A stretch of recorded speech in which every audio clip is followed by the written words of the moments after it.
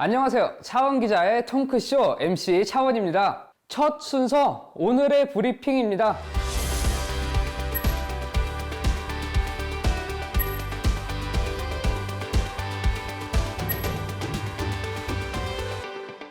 오늘의 브리핑 첫 번째 소식입니다. 김포족이라는 말 들어보셨나요? 김포족은 김장 자체를 아예 포기하고 시중에서 김치를 사 먹는 이들을 일컫는 말인데요. 이 김포족이라는 말에서도 알 수 있듯이 요즘 김장 풍경은 예전과는 사뭇 다르답니다. 한국농촌경제연구원이 지난 11월 김치를 제조하거나 구매하는 가구를 대상으로 온라인 설문조사를 진행한 결과를 발표했는데요. 이 보고서에 따르면요, 김치를 직접 만들어 먹겠다고 답한 비율이 62.3%로 전년도보다는 소폭 감소했지만 2022년 이후 최저 수준을 기록했다고 합니다. 반면 김치를 사 먹겠다고 응답한 비율은 32.5%로요. 2022년 25.7%에서 매년 꾸준히 증가하고 있는 것으로 나타났는데요. 전체 비율로 보면 절반 이상이 김장을 한다고 하지만 김장족은 점점 줄고 김포족은 점점 늘어나는 추세랍니다. 그런데 이런 김포족 남한에만 있는 게 아닙니다. 북한에도 있는데요. 하지만 그 이유가 우리와는 조금 다릅니다. 북한에서는 김장 재료가 협동농장을 통해 주민들에게 배급되는데 군과 국가기관 등에 우선 배분되기 때문에 주민들에게는 돌아오는 몫이 거의 없다고 합니다.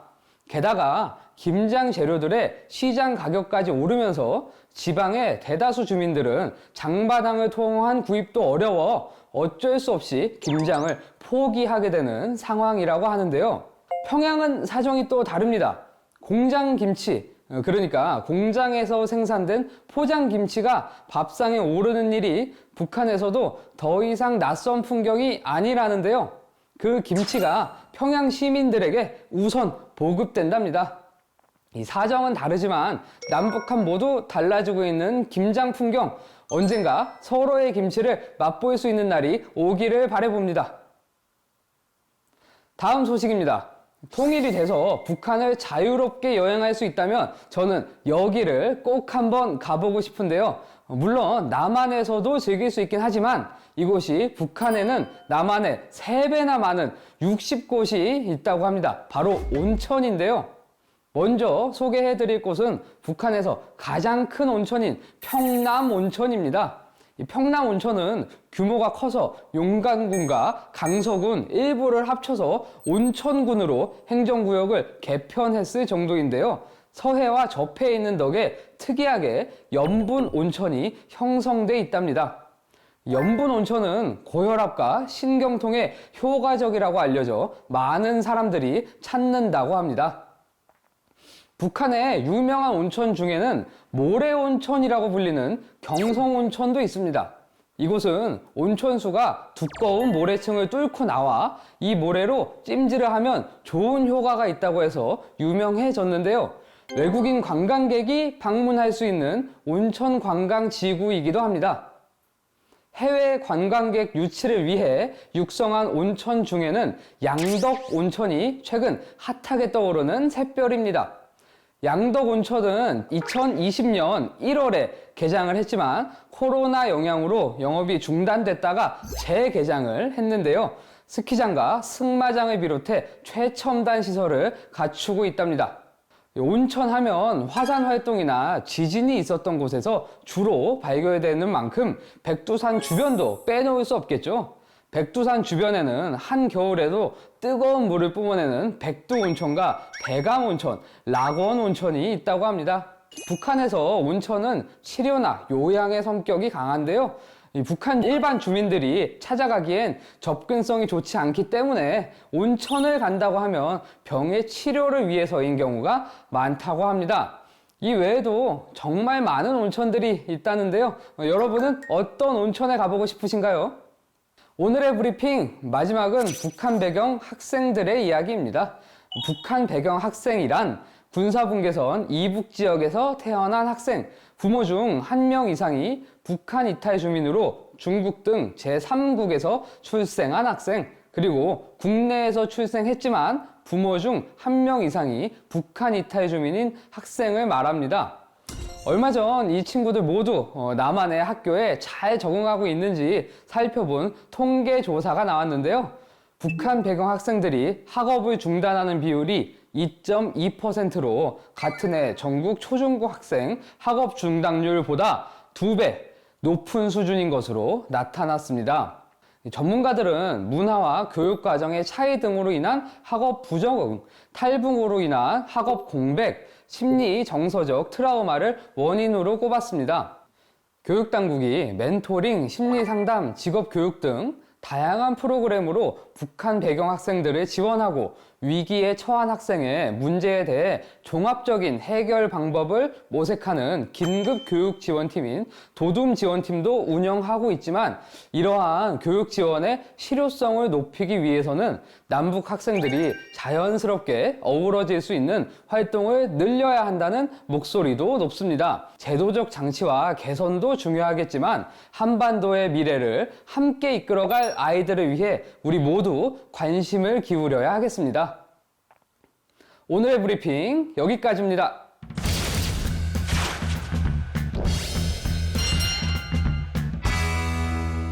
이번에는 저 차원이 직접 의미 있는 현장을 찾아가 현장의 이야기를 전해드리는 통파원 24시입니다. 날씨가 추워지면 바깥 나들이가 줄어들기 마련인데요. 제가 찾아간 곳은 달랐습니다. 수많은 사람들로 열기가 뜨거웠는데요. 분단의 긴장마저 비옥한 토양으로 바꿔낸 특별한 현장을 다녀왔습니다. 함께 확인해 보시죠.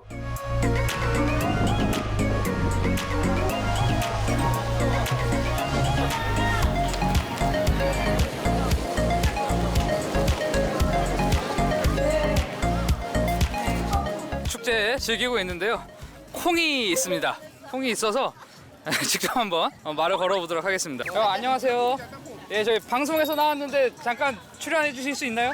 예, 있으시다고 끄덕끄덕 해주시는데요. 예, 혹시 어떤 복장으로 나오신 건지요? 이게 장단콩 인형이. 아, 장단콩이에요? 네. 오른손에 들고 계신 건 뭔가요? 이게 쌀을 어디서 받은 거예요. 아, 쌀이에요. 네, 오늘 이렇게 지금 시민분들과 만나고 계신데 좀 어떠신지요? 아, 기분 좋아요. 아, 기분 좋으세요? 네. 좀 무겁지 않으십니까? 안 무거워요. 아, 괜찮습니까? 네. 장단콩 삼행시 혹시 가능하신가요? 장부터 갈게요. 장. 장단콩은 네, 장단콩은 단지 그 맛이 최고고 단지 최고고 콩. 콩은 진짜 맛있다. 네, 콩 진짜 맛있다 이렇게 해주셨습니다. 아, 고생하셨고요. 네.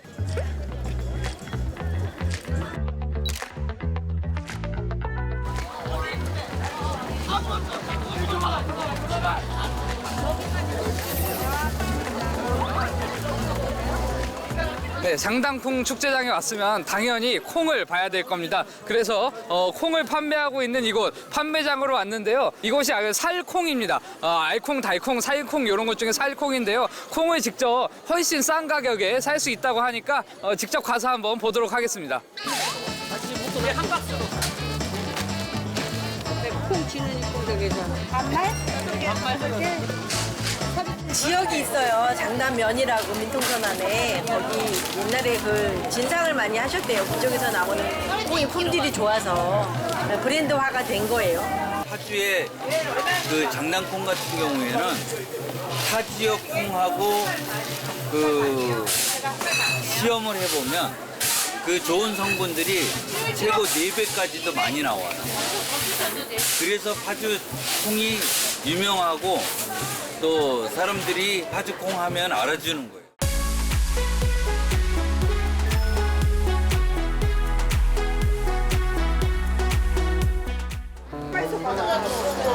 뭐 드릴까요?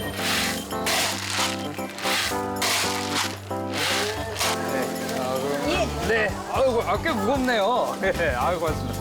소비자분들이 와서 농민들하고 같이 얘기도 하고 콩에 대해서 물어보기도 하고 매장 가서 사면 그냥 포장되어 있는 거 하나 그냥 들고 가잖아요. 이거는 뭐지? 콩만 파는 건 아니거든요. 세대가 젊은 세대로 바뀌면서 콩 소비가 지금 안 되고 있어요. 근데 이 축제를 통해서 콩에 대해서 홍보를 하고 콩이 어떤 점들이 좋다는 것도 소비자들한테 알려주고 그래서 그분들이 젊은 세대들도 콩을 소비할 수 있는 어떤 장을 만들어주는 그게 이제 가장 큰 목적이라고 해야 되죠.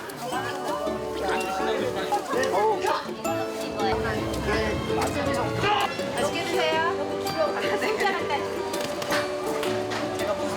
그 DMZ 마을에 살고 있는데 그 지역 주민들이 거의 다 장동콩을 만들고 있어요. 농사를 많이 하고 있어요. 그래서 농가의 소득도 올려드리고 그래서 제가 구매하는 거는 이웃 농가분들의 콩을 구매하고 있고요. 또 요번에 올해는 특별히 강풍콩이라고 해서 그 농업기술원, 경기도 농업기술원에서 추천하는 그 품종을 사서 이제 하게 되었는데요. 양도 기존의 품종보다 많이 나오고 그 다음에 갈았을 때 제가 분쇄 작업까지 하는데 더 부드럽게 잘 갈리는 특징이 있더라고요. 안에 이렇게 호두랑 초코랑 장단콩이 이 재료들이 입안에서 따로 놀지 않고 하나의 통일된 맛으로 나오기 때문에 굉장히 부드럽고 맛있습니다.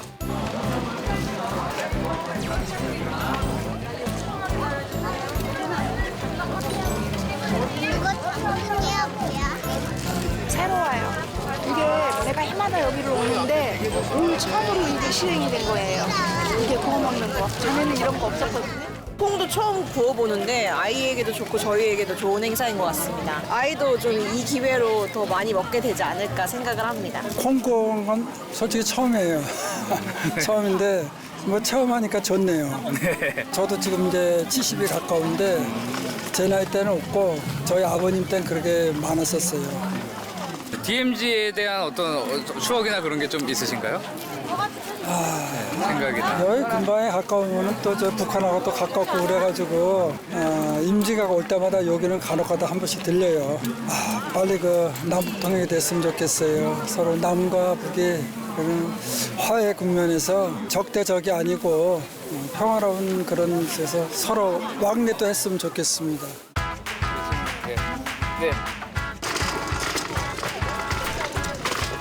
그리고 제가 태어나서 처음 보는 광경인데요. 그래도 연기가 꽤 셉니다. 예, 다른 분들 하는 거 보니까 이런 식으로 이렇게 구워서 먹어보도록 하고요. 모습입니다. 마시멜로가 이렇게 잘 구워진 모습입니다. 예, 아주 맛있어 보이는데요. 약간 좀 타야 맛있거든요. 한번 먹어보도록 하겠습니다. 예, 콩을 이렇게 직접 구워보니까요. 태어나서 처음 해보는 건데 매우 일단 뜨겁습니다. 뜨거운데 그래도 이렇게 직접 제 손으로 콩이 맛있게 구워지는 모습을 보니까 아주 즐겁고 또 와서 해보면 하겠다. 이런 생각이 드네요. 이렇게 입을 벌려서 조개처럼 얘가 딱 벌어지네요.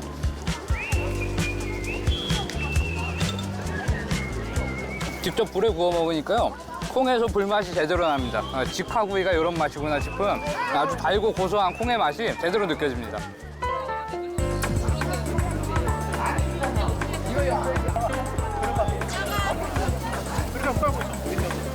그러니까 그 번호로 그 안내를 해드리면 되죠. 엄마가 이 계절에는 매주 써서 장 담아서 재래식으로 다 먹고 살았잖아요. 우리 어릴 때는요. 예. 그럼 이렇게 쌍매주까지 만들어 이렇게 뭐 걸어놓는 주셨습니다. 거잖아요.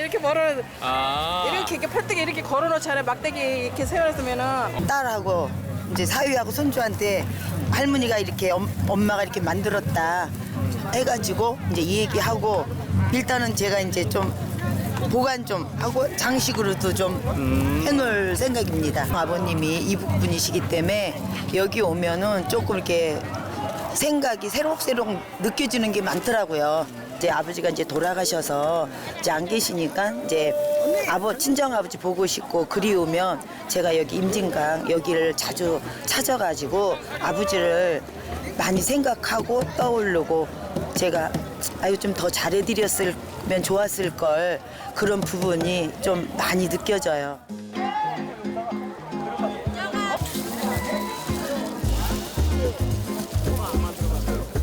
제가 매주를 이렇게 받아왔는데요. 여기 어떻게 만드는지 써 있어서 한번 해보도록 하겠습니다. 또 우리 선생님도 계시기 때문에요. 예. 아니 요거 딱 올리라고 요것도 딱 올리라고. 요것도 이렇게요. 예. 야, 이게 정말 쉽지 않네요. 이렇게 간격 벌려야지 이렇게 하고. 잘하고 싶은데 이렇게요? 이렇게 반대로 봐. 그렇지. 이렇게요? 그렇지. 얘가 그리고 이렇게 또- 돌아가야 되잖아요. 예, 네, 그렇죠. 이렇게 또 벌리고. 이렇게 또 벌리고 벌리고. 해서 이게 선생님이 하시는 거 보면 쉬워 보이는데 제가 해보니까 역시 고수는 다 이렇게요. 반대로 반대로 했어요? 또 풀었어요? 예, 이렇게. 야, 이렇게.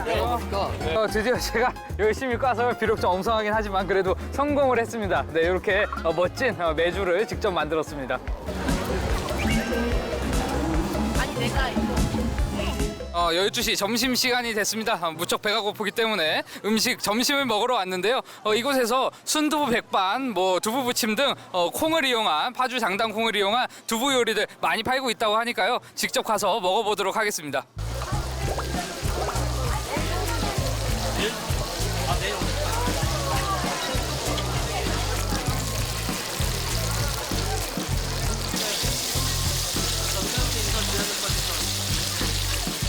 네, 저희가 주문한 음식들이 드디어 나왔는데요. 다 이 파주 장당콩으로 만든 음식들입니다. 첫 번째 순두부찌개 보실 수 있고요. 두 번째는 콩 비지찌개입니다. 그 다음에 요 두부 부침까지 장당콩을 활용한 다양한 요리들을 이곳 파주 장당콩 축제에서 맛보실 수 있습니다.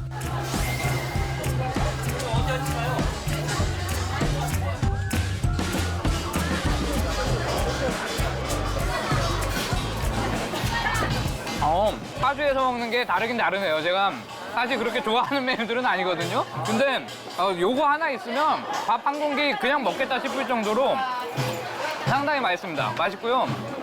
그 고소함이라는 게 진짜 이런 게 고소함이구나 싶을 정도로 깊은 파주 장당콩에 고소함이 있는 그런 순두부찌개 먹어봤고요. 잘라서 되게 큰 통으로 이렇게 나오네요. 크게 한번 먹어보죠.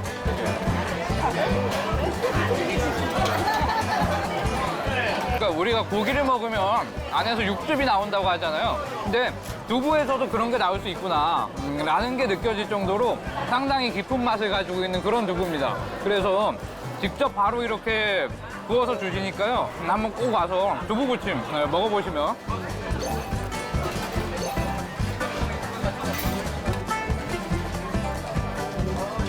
보통 요즘 축제들이 가격이 너무 비싸다 이런 말들이 많은데 상당히 합리적인 가격에 각 메뉴들이 다 10,000원은 넘지 않습니다 지금.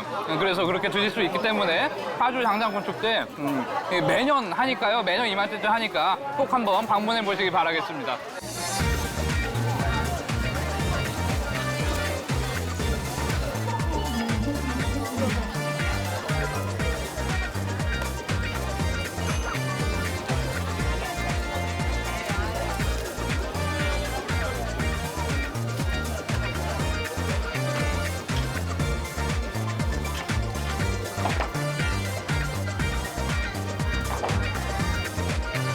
캐리커처 처음 받아보는데요. 우리 선생님의 그림 실력을 굳게 믿으면서 잘 그려주시길 바라는 마음으로 겸허하게 기다리고 있습니다.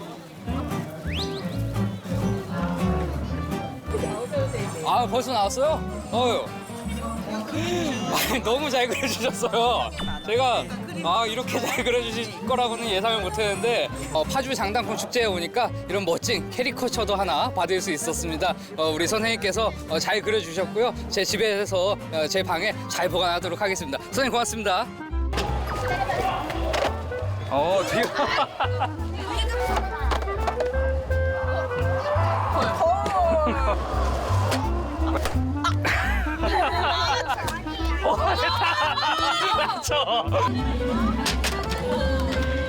자, 사회인야구 경력에 자존심을 걸고 한번 넣어보도록 하겠습니다.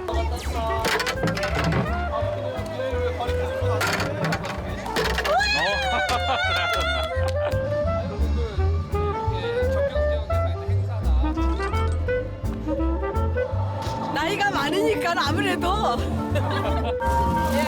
때 이렇게 나요. 땅 따먹기, 사방치기 이런 거 여러 가지 놀이 했어요. 그거 하잖아요. 재밌잖아요. 어릴 때 생각들 막 공기놀이하고 막 그런 거.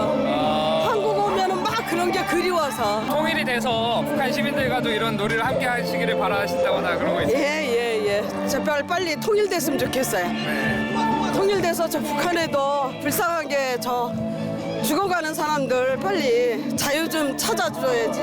맞습니다.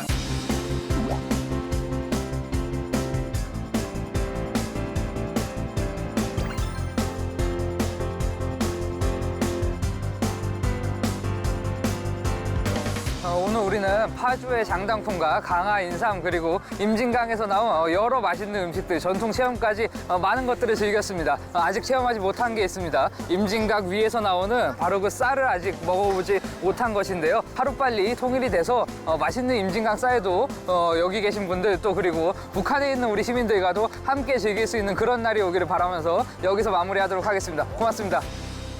와, 파주 장당콩 축제 현장의 열기가 지금도 느껴지는데요. 요것 보이시나요? 제가 직접 만든 메주랑요, 제 캐리커처 그림을 보여드리려고 직접 현장에 가져와 봤습니다. 이 VCR에서 봤던 바로 그 메주와 그림인데요. 이 메주를 만드는 건 쉬웠는데 생각보다 이 집들을 꼬는 게 어렵더라고요. 그래도 정말 즐거운 경험이었습니다. 축제가 열린 장소는 DMZ 접경 지역으로 흥겨움보다는 긴장감이 더 높은 지역이라고도 할 수 있는데요. 그곳에서 실향민 분들과 여러 주민들을 만나 이야기를 들어보니 이 장당콩이 단순한 농산물이 아니라 풍요와 희망으로 북녘 고향과 남쪽 우리 모두를 하나로 이어주는 끈 같다는 생각도 들었습니다. 이 축제를 남북이 함께 즐기면 얼마나 좋을까요?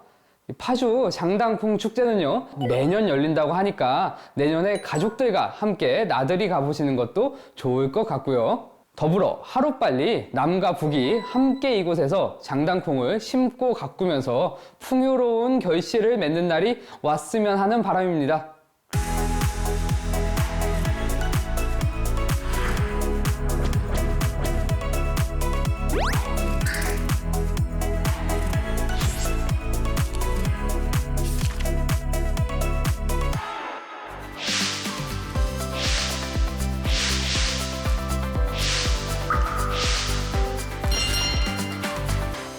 다음은 차원의 원픽 순서입니다. 오늘 저의 원픽은요, 통일하면 빠질 수 없는 장소죠. 바로 임진각입니다. 휴전한 지 70년도 더 지났지만 이곳은 아직도 그때 그 시간에 멈춰 있는 공간들이 많은데요. 그런데 이곳은 전쟁의 기억만이 아닌 미래를 담고 있는 공간도 있다고 합니다.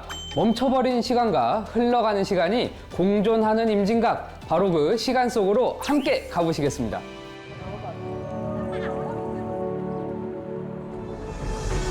임진각. 전쟁과 함께 멈춰버린 시간과 흐르는 시간이 공존하는 임진각을 담아봤습니다. 마음만은 평양을 향해 있지만 서울보다 개성과 더 가까운 이 임진각을 75년째 벗어나지 못하고 있는 기차가 있습니다. 보는 것만으로도 아주 오래전에 시간이 멈췄음을 느낄 수 있는데요. 툭 건드리면 금세 부스러질 것처럼 녹슬어버린 이 기차. 대체 어떤 시간을 겪었기에 이리도 처참한 모습을 하고 있을까요? 앞에 보이는 이 처참하게 부서진 열차 화통은 6.25 전쟁을 발발하던 1950년 12월 31일 날 마지막으로 탈출한, 북에서 탈출한 열차입니다. 그때 여러분 아시죠? 그 이듬해 1호 4일을 일사 후퇴라고 하는 거예요. 그래서 우리가 서울 상경 뚝배기가 됩니다. 바로 이 사건이 벌어지기 나흘 전인 12월 31일 날 이 열차가 25대를 엄청난 군수물자를 끌고 너무도 상황이 급했기 때문에 이렇게 보시다시피 뒤로 내려옵니다. 옛날 말로 빡으로 내려오는 거예요. 백으로 남쪽 내려오게 됩니다. 그래서 도착한 것은 여기는 아니고요. 요 가꾼 거예요. 요 강 건너에 장단역이라고 있습니다. 저 장단반도예요. 장단역은 현재 비무장지대 안에 있습니다. 바로 이 열차는 남과 북 모두에게 피격당한 전쟁이 났을 경우에 그 결과 얼마나 처참한지 보여주고 있습니다. 미래에 우리가 할 수 있는 것은 전쟁이 아니고 오직 평화밖에 없다고 말해주는 장단열차를 보고 계십니다. 감사합니다. 네, 저는 파주시 해수사입니다. 고맙습니다. 네, 감사합니다. 네, 안녕하세요. 감사합니다. 저는 항상 이렇게 그 당시로 돌아가는 그런 느낌이죠. 그래서 이제 그것을 가급적 그 감정을 새로 오시는 분들한테 이게 전해주고 싶은 것이 내 마음이죠. 이 기차는 전쟁 중에 군수 물자를 운반하려고 평양으로 향하고 있었는데요. 황해도 평상군에 있는 함포역까지 갔다가 급히 후진을 했다고 합니다. 쏟아지는 총탄을 피하기 어려웠던 건데요. 온몸으로 받아낸 총탄만 무려 1,020여 개. 하지만 결국 장단역에 다다랐을 때 파괴되고 말았다는데요. 당시의 처참함을 여실히 보여주며 이곳에 머물러 있습니다.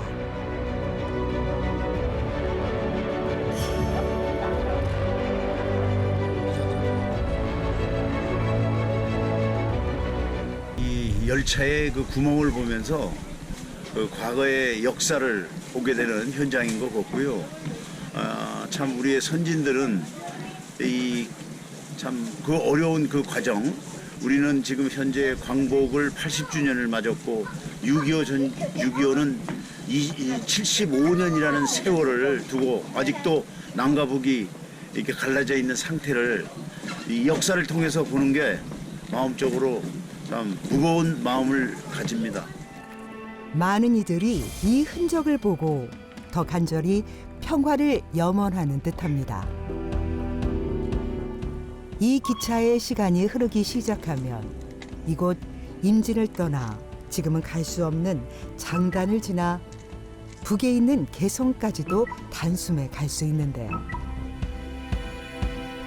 하지만 그 시간이 언제 올지 누구도 예측하기는 어렵습니다.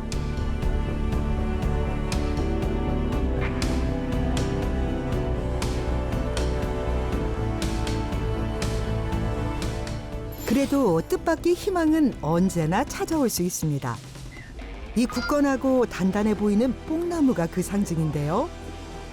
장단역에 멈춰있던 열차 위에 뿌리 내렸던 뽕나무. 희망이 계속 자라나고 있다는 거 아닐까요? 철길을 따라 계속해서 걷다 보면 시간이 멈춰있는 곳에 다다르는데요. 대표적으로 남북 분단의 아픔을 상징하는 이 다리. 전쟁의 폭격으로 파괴된 이후 흐르지 않는 시간에 갇혀버린 도깨다리입니다. 우리 나라의 평화가 앞으로 계속되었으면 좋겠습니다. 전쟁이 없는 나라, 평화가 지속되는 나라가 되기를 기원합니다.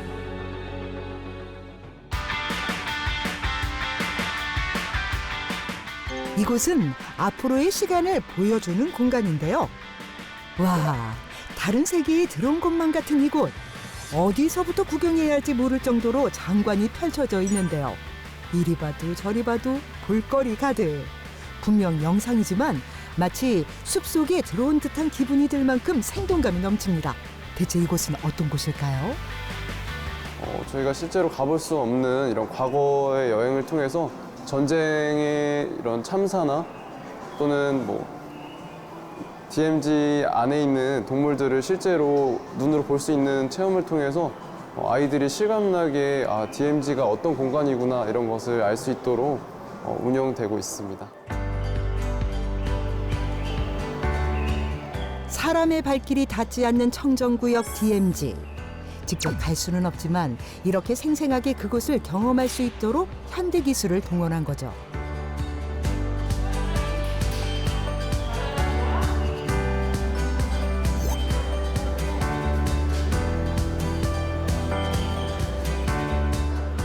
아이들도 정말 신날 것 같은데요. DMZ에서 많은 동물들이 자연 그대로 살아가고 있다는 걸 간접 체험할 수 있는 좋은 기회인 것 같습니다.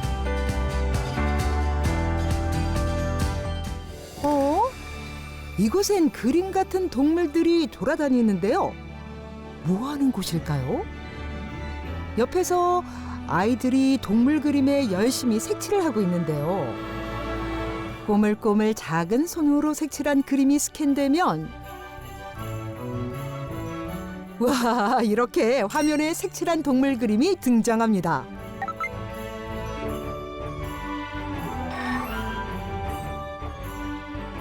전시장 한편에 비밀스러워 보이는 공간이 있어서 들어가 봤는데요. 알록달록 꽃과 나비를 볼 수 있는 신비한 공간이었는데요. 여기엔 더 특별한 것이 있다고 합니다. 전쟁의 상처에서 새로운 희망이 피어난다는 의미를 담았다는 이 공간에 비치된 철모 하나. 철모에는 누르고 쉽게 생긴 손바닥 그림이 있는데요. 이 손바닥에 손을 대보면 바닥에 메시지가 뜹니다.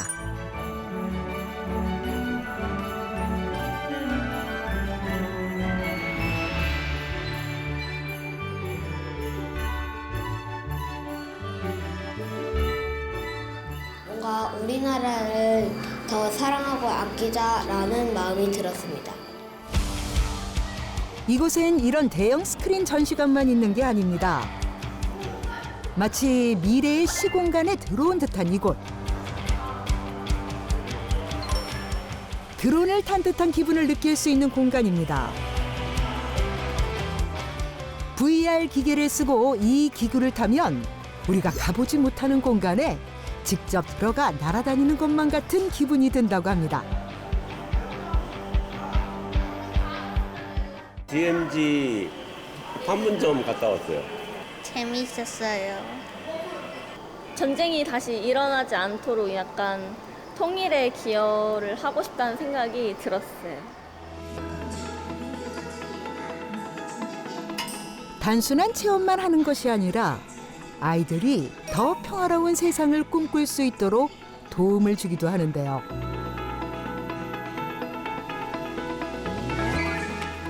다양한 영상 자료들과 첨단 장비 덕분에 아이들도 집중력이 올라간 것 같은데요. 집중하는 모습이 너무 귀엽지 않나요?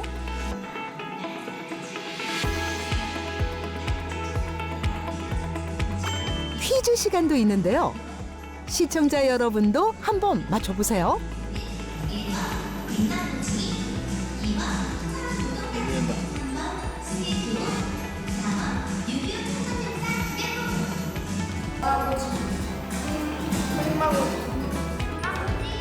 아주 똑 부러지는데요. 6.25 전쟁이 얼마나 참혹했는지 저 알았어요. 북한이랑 남한이 통일되면 어떤 국가가 될까 그런 생각하고 있어요. 전시체험관에서 나오면 바로 옆에 꼭 가야 할 곳이 있는데요. 임진각에 온 외국인 관광객들도 꼭 찾는다는 이곳엔 바로 종각이 있는데요. 종의 이름은 평화의 종인데요. 2000년의 새로운 세기를 맞아 지어진 평화의 종. 이 종에는 재미있는 사실이 있는데요. 21세기를 상징하는 의미로 종의 무게를 21톤으로 맞췄다고 합니다. 또 종각 크기가 약 6평인데 환산하면 21제곱미터라고 하네요. 이토록 심혈을 기울여 만든 이유는 21세기엔 반드시 통일이 이루어지길 바라는 간절한 마음을 담았기 때문입니다. 그래서 많은 이들이 평화의 염원을 담아 타종을 해보기도 한다는데요.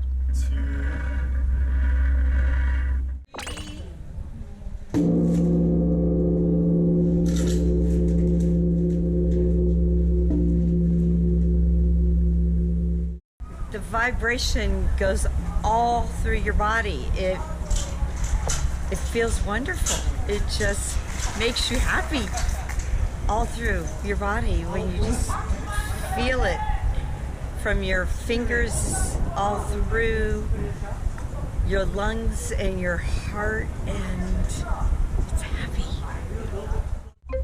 그 전율을 한번 느껴보실까요? 3.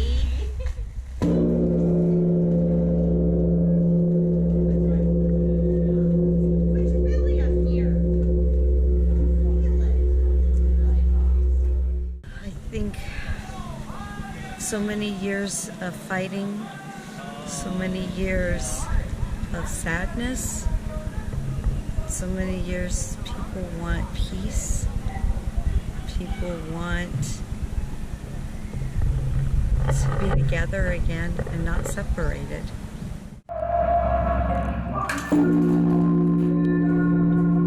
이 간절함을 담은 종소리가 저 너머 이북 땅에도 닿으면 얼마나 좋을까요?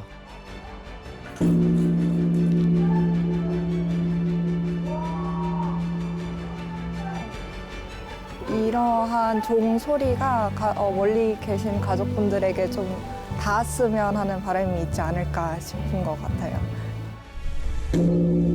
오늘도 임진각의 시간은 오래전 그날에 멈춰 있지만 언젠가 다가올 또 다른 그날을 향해 활기차게 흘러가고 있습니다. 과거의 시간과 그 위로 계속 쌓여가는 현재의 시간, 그리고 앞으로 다가올 미래의 시간이 묘하게 겹쳐 있는 임진각이었습니다. 녹슨 증기기관차는 70년이 넘도록 그 자리에 멈춰 있지만 그 주변은 계속해서 시간이 흐르고 있었죠. 언젠가는 저 증기기관차에 멈춰버린 시간이 흘러서 전쟁의 아픈 상징이 아닌 평화의 상징으로 바뀔 수 있길 바라보겠습니다.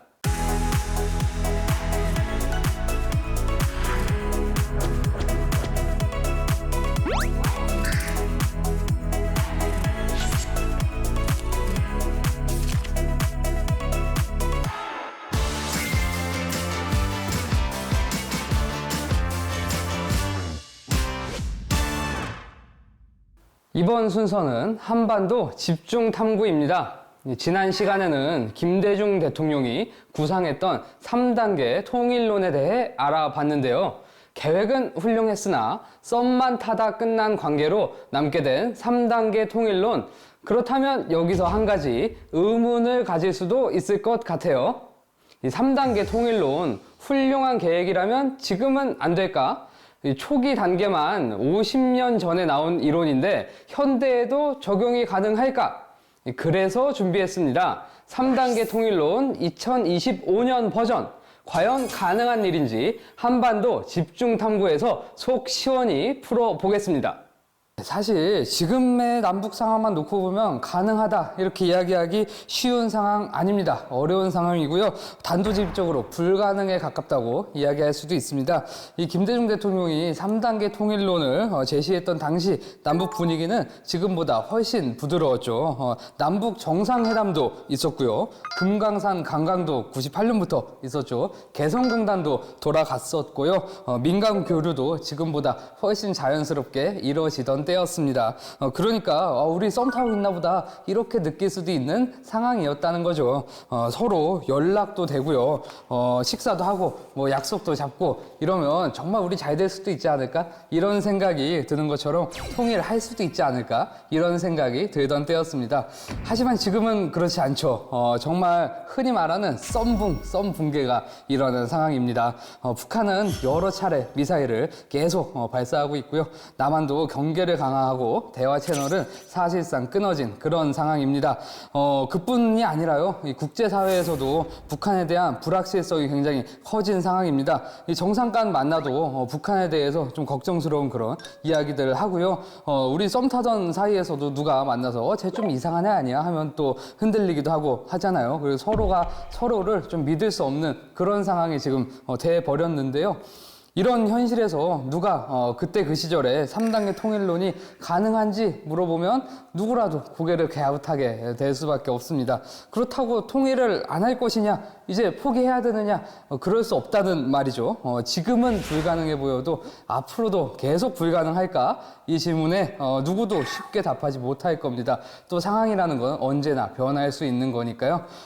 2000년에 있었던 제가 태어난 해인데요. 이 남북 정상회담 기억하시나요? 그 전까지는 남북 정상이 만날 가능성 자체가 매우 희박했죠. 이때 처음 만난 거기도 하고요. 그런데 어느 날 딱 갑자기 문이 열린 겁니다. 또 우리 정부는 그간 수차례 정권 교체를 거치면서도 통일을 위한 채널 자체는 유지해 왔습니다. 통일부가 지금까지 지속되고 있고, 제가 통일부에서 유니콘 기자단을 해봐서 합니다만 다들 정말 열심히 일하고 계시거든요. 이분들이 그 증거라고 할 수 있겠죠. 지금의 냉각기를 지나 다시 대화의 기회가 온다면 3단계 통일론이 말하는 첫걸음, 즉 남북 대화와 협력, 교류가 다시 이어질 수도 있겠습니다. 사실 통일은 정치, 경제, 사회적으로 새로운 도약의 발판이 되는데요. 통일을 이뤄낸 독일의 경우에 단기적으로는 비용을 치러야 했습니다만은 장기적으로는 국가 경쟁력이 대폭 강화된 사례가 있습니다. 그래서 통일을 위한 우리의 노력은 절대 실패한 마침표가 될 수 없고요. 단지 쉼표여야 하는 것입니다. 잠깐 쉬었다가도 다시 나아가야 한다는 의미죠. 우리가 이어달리기를 할 때도요. 한 주자가 넘어졌다고 해서 그대로 그 경기를 포기해버릴 수는 없잖아요. 다음 주자가 다시 달려야 되고요. 어떻게 다시 일어나서 다음으로 바통을 넘겨줄지 이게 매우 중요한 겁니다. 다시 말해서 통일은 여러 정부와 세대가 이어온 이어달리기라는 말씀입니다. 지금 다시 잠시 멈춰 있다고 해도 넘어져 있다고 해도 다시 일어나 달려야 하는 그런 과제인 것이죠. 2025년에 한국은 그 어느 한국보다 강합니다. 경제력, 외교력, 군사력 모두 과거와 비교할 수 없을 정도로 많이 성장해 있거든요. 지금 실제로 남북의 문제를 훨씬 더 여유 있게 바라보고 크게 상상할 수 있는 그런 시대가 됐다는 거예요. 결국 필요한 것은 통일이 가능한 이유를 찾아서 긴 시간 이어질 불확실성을 견뎌낼 수 있는 공동체적 의지가 아닌가 싶습니다. 이러한 의지가 있으면 김대중 대통령의 3단계 통일로는 지금도 충분히 도달할 수 있는 미래일 겁니다. 크게 보면 4가지 방향이 있는데요. 첫 번째는 군사적 신뢰 구축입니다. 지금처럼 서로 군사적으로 경쟁을 하는, 그리고 이렇게 긴장감이 흐르는 상태에서는 어떤 논의도 사실 시작하기가 힘들어요. 그래서 긴장 완화부터 해야 된다는 겁니다. 남북 군사적 한라인을 복원해야 하고요. 우발적 충돌을 막는 장치도 필요하겠죠. 그리고 군사훈련이나 감시활동 이런 것들 좀 조정할 수 있는 그런 조치가 필요하지 않나 싶어요. 정전협정을 평화협정으로 바꾸는 논의도 이 단계에서 출발할 수 있겠고요. 두 번째는 일상적 교류 확대입니다. 경제, 문화, 인적 교류를 제도적으로 확대할 필요가 있다는 것이죠. 남북 경제협력청을 신설한다면 어떨까요? 또 개성공단을 복원한다거나 신규 경제특구 개설, 남북 공동사업 확대 뭐 이런 것들 한번 해볼 수 있지 않겠어요? 꼭 이런 거창한 것들이 아니더라도 작은 교류만으로도 큰 변화를 만들어낼 수가 있는데요. 뭐 예를 들어서 공연을 함께 한다거나 뭐 청소년들이 서로의 나라에 가서 뭔가를 배워본다거나 이런 것들만 해도 이 긴장을 완화하는데 큰 도움이 될 겁니다. 그런 교류가 쌓여야 서로에 대한 경계심도 풀리고 우리가 같은 민족이었지, 언어도 통하고 음식 취향도 비슷하고 뭐 말도 잘 통하네, 생각도 비슷하네, 이런 생각들을 하면서 민족 동질성을 회복할 수 있게 된다는 것이죠. 그러기 위해서는요, 남북 교류 협력법 개정을 한다든가요, 민간 협력을 할 수 있는 제도를 만들어서 법적 제도적 기반이 꼭 필요하다고 할 수 있겠습니다. 이건 국회나 정부의 역할이 되겠죠. 세 번째는요, 국제사회와의 조율입니다. 이 한반도 문제는 한국 혼자서 해결할 수 없거든요. 외교의 영역이 들어가 줘야 한다는 것인데요. 이 미국, 중국, 일본, 러시아 주변국들의 영향이 할 수 있는 역할이 또 굉장히 큽니다. 사실 북한이 많이 폐쇄적인 국가잖아요. 이게 현실이 그렇기 때문에요. 국제사회도 정책의 일관성을 보이면서 북한이 점점 마음의 문을 열도록 할 필요가 있다는 것이죠. 한국 외교가 일관된 메시지를 유지하는 것도 그래서 중요하겠죠. 불안정하다 보면 믿고 나올 수가 없잖아요. 함께 하자 이런 이야기들을 해야 되고요. 트럼프 대통령이 북한 김정은 위원장에게 만나자고 계속 이야기를 하고 있습니다. 실제로 1기 때 한번 만나기도 했었고요. 그래서 지금 2기 때는 좀 더 좋은 결과가 나올 수 있도록 바라고요. 우리가 또 그 중간에서 조율자의 역할을 잘 해나가길 바랍니다.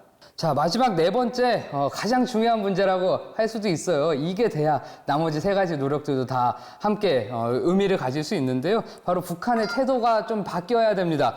지금 우리가 또 국제사회가 그런 식으로 노력을 해낸다고 하면은요, 북한도 좀 마음의 문을 열고 나와줘야 돼요. 뭐 지금 당장 뭐 적극적으로 연합을 한다거나 핵을 다 없앤다거나 힘을 합치는 건 좀 북한 입장에서도 무리일 수 있죠. 그러나 군사 도발 좀 멈춰줬으면 좋겠고요. 대화의 의지도 보여줬으면 좋겠습니다. 경제적 교류에도 다시 관심을 보이면 좋겠고요. 개성공단도 남북 모두에게 도움이 되는 활동이잖아요. 그래서 그런 것들을 함께 해나가려는 의지가 북한에게서도 보인다면 우리는 다시 통일에 대한 꿈을 한 발짝씩 꿈꿔 나갈 수 있을 겁니다. 네, 마지막으로 또 꼭 짚어야 될 게 있는데요. 많은 사람들이 통일 비용이 너무 크다. 우리가 감당해야 될 손해가 너무 크다. 이렇게 말씀하시는 분들도 계십니다. 네, 충분히 하실 수 있는 이야기인데요. 사실 분담 비용을 생각해 보면 꼭 그렇지만은 않다는 거 알 수 있을 겁니다. 분담 비용이 훨씬 더 크거든요. 어떤 게 있느냐? 매년 우리 국방비 투입이 되죠. 군사비가 있고요. 또 저도 군대에 갔다 왔습니다만 많은 이들이 소중한 시간을 군대에서 보내야 되고 그 시간에 경제활동이나 다른 거 하면 훨씬 나라에도 도움이 많이 되겠죠. 뭐 외교, 경제적 피해, 사회적 갈등 뭐 이런 것들까지 포함하면은 이 분담 비용은 더 커지겠죠. 우리가 매년 지급해야 하는 그런 비용이고요. 남북 관계를 개선하면은 이 분담 비용이 줄어들 수 있다라는 겁니다. 왜냐하면 좀 군사적으로 편한 관계만 돼도 국방비에 그 정도의 돈을 쓰지는 않아도 될 수 있는 거죠. 이런 식으로 분담 비용을 줄여나가기 위한 노력이 필요하다라는 말씀 드리고요. 그래서 김대중 대통령의 3단계 통일로는 거창한 이상이 아니라 한반도가 살아남기 위해 필요한 가장 현실적인 로드맵입니다. 우리가 준비만 잘 한다면은 3단계 통일로는 지금의 버전으로 한 단계 업그레이드 될 수 있습니다. 오늘 탐구는 여기까지고요. 다음 시간에도 집중 탐구가 필요한 한반도 이야기 들고 오겠습니다.